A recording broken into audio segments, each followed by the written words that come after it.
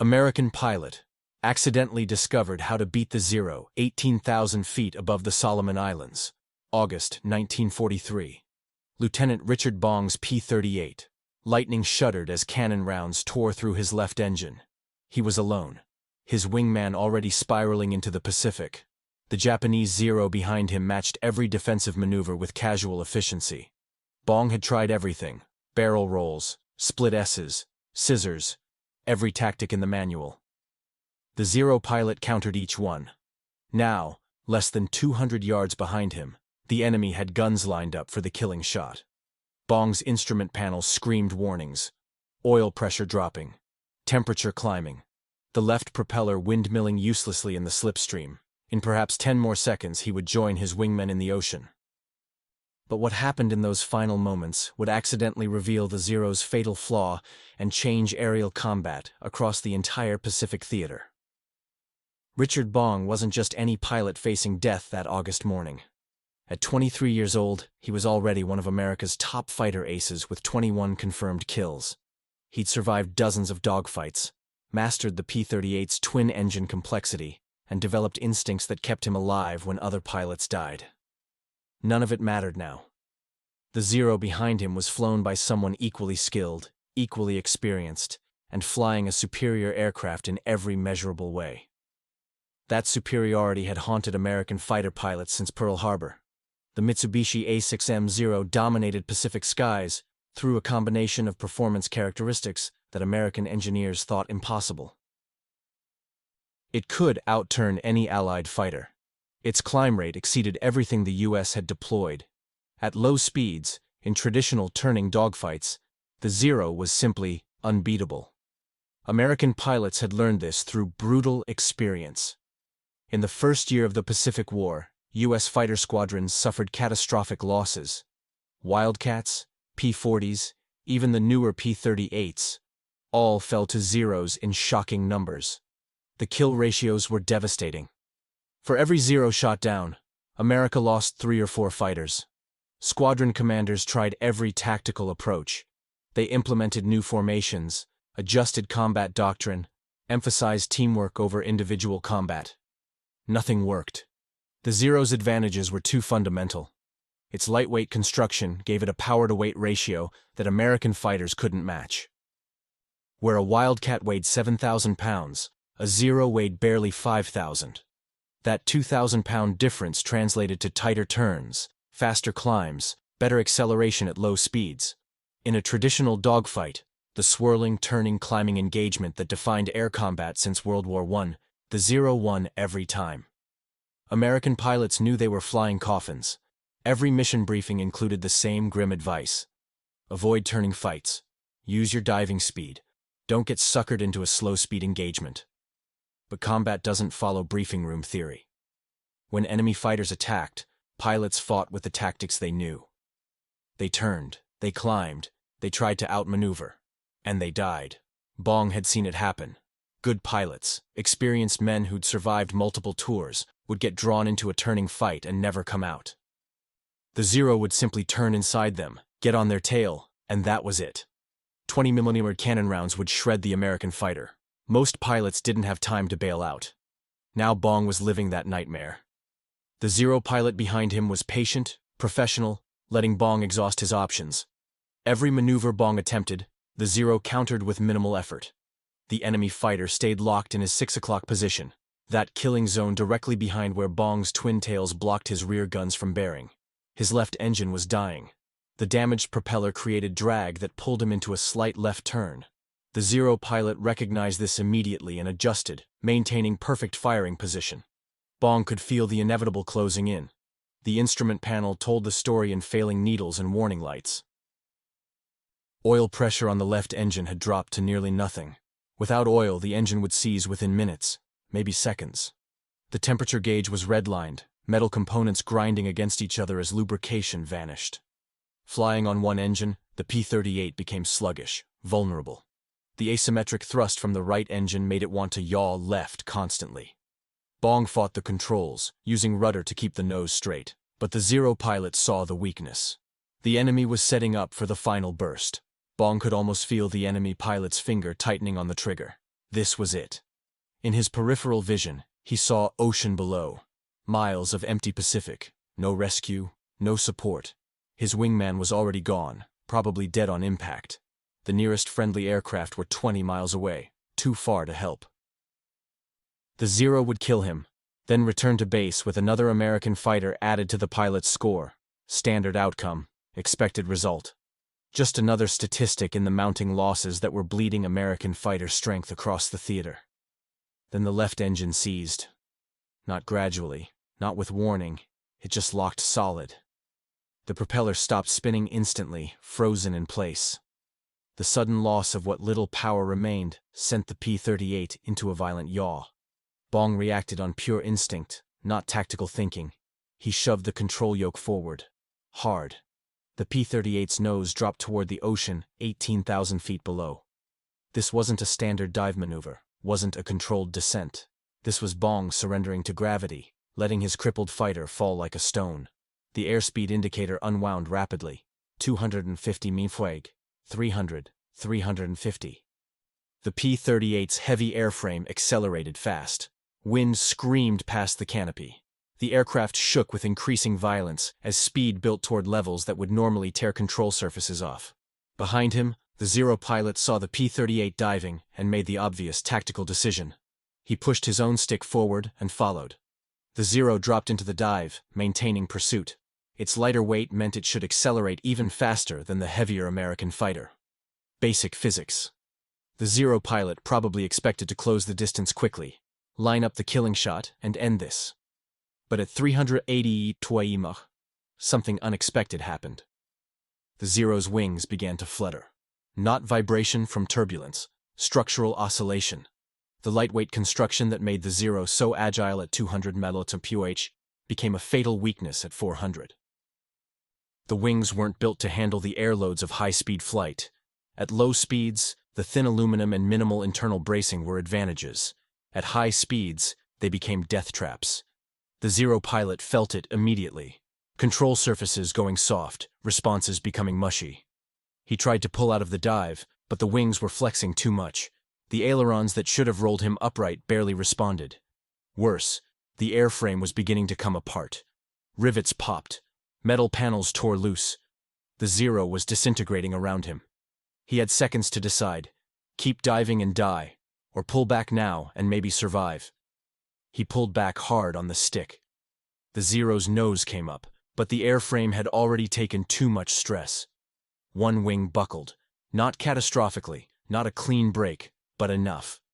The Zero rolled violently left, completely out of control. The pilot fought it, but at 400 mph with damaged wings, fighting was useless. The aircraft tumbled, spinning toward the ocean. Bong didn't see any of this. He was focused entirely on his own survival. At 8,000 feet, he pulled back on the yoke. The P-38 responded sluggishly, one engine dead, but the heavy airframe that had accelerated so fast in the dive now worked in his favor. The structural strength that added weight also meant the wings could handle stress loads the Zero couldn't. He leveled off at 2,000 feet, nursing the crippled fighter on one engine. His heart was hammering. Sweat soaked his flight suit.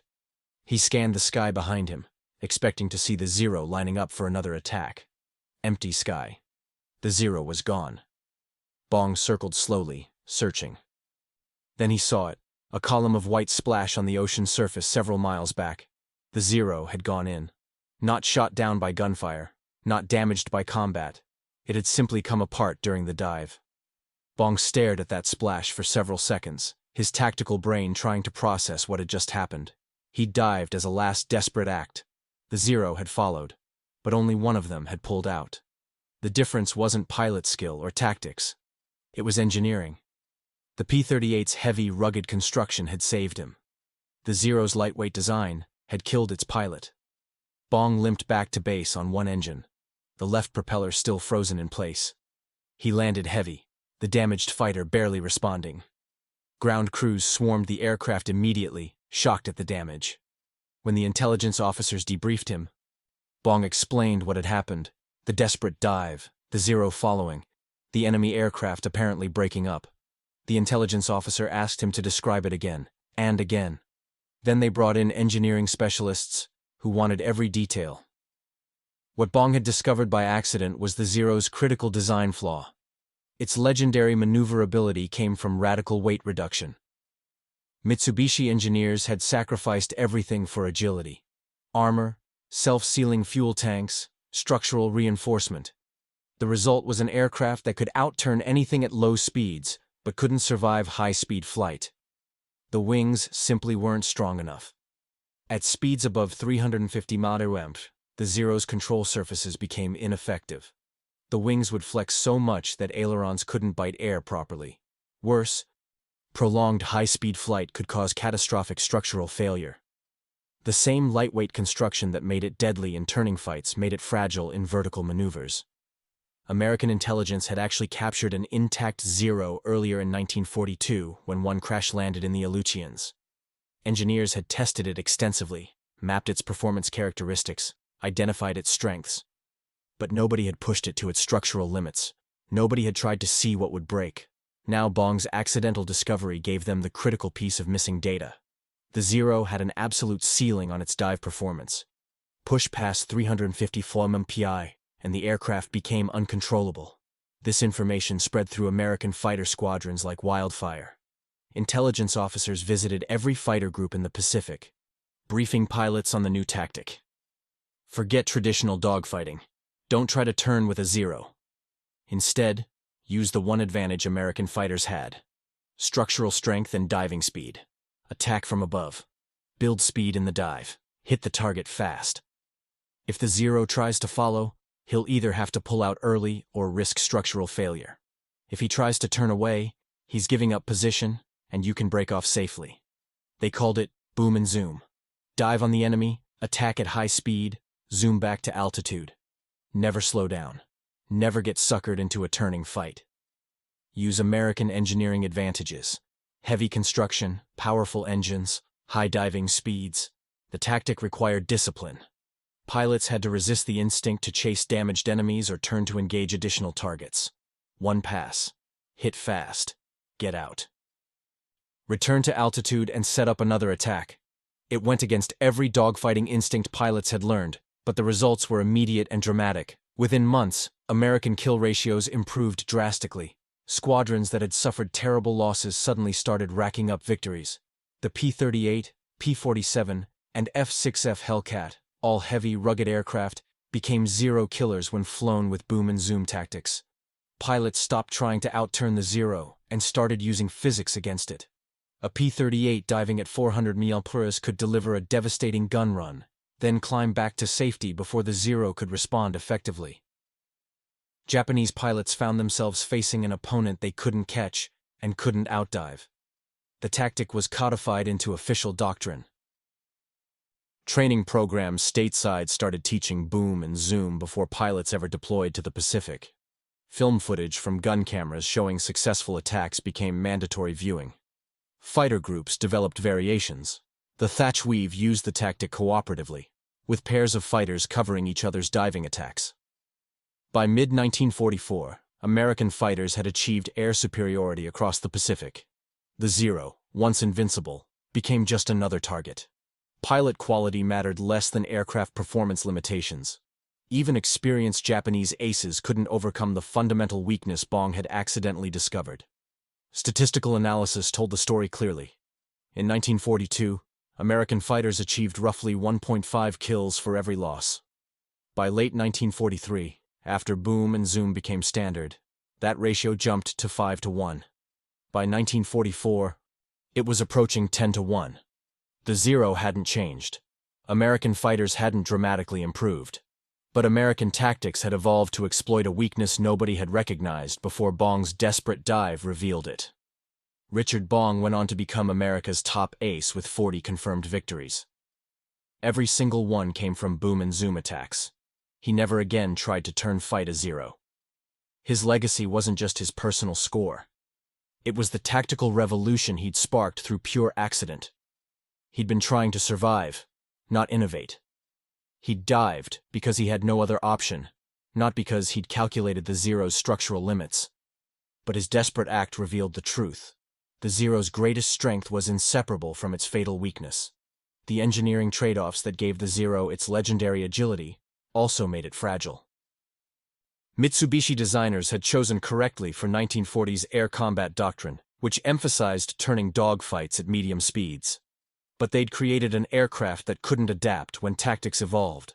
American designers, by contrast, had built fighters that were heavier and less agile, but could absorb punishment and perform at any speed. When tactics shifted to favor speed and structural strength over turning radius, American advantages became decisive. Bong survived the war, returned home, and died in 1945 testing a P-80 jet fighter. He was 24 years old. His accidental discovery outlived him by decades, studied in every tactical aviation course as an example of how engineering limitations determine tactical possibilities. Fighter pilots today still learn the principle: understand your enemy's weaknesses better than they do, and exploit physics rather than fighting it. The Zero remained in service until 1945, but it never regained the dominance it had enjoyed in 1942. American pilots had learned its secret. The myth of invincibility was gone, replaced by the reality of design compromises. Every aircraft is a collection of trade-offs. The Zero's designers had chosen maneuverability over strength. That choice dominated Pacific skies for 18 months. Then one desperate pilot, facing certain death, accidentally revealed the flaw hidden within that choice. From that moment forward, the Zero was beatable, and American pilots made sure everyone knew exactly how to do it.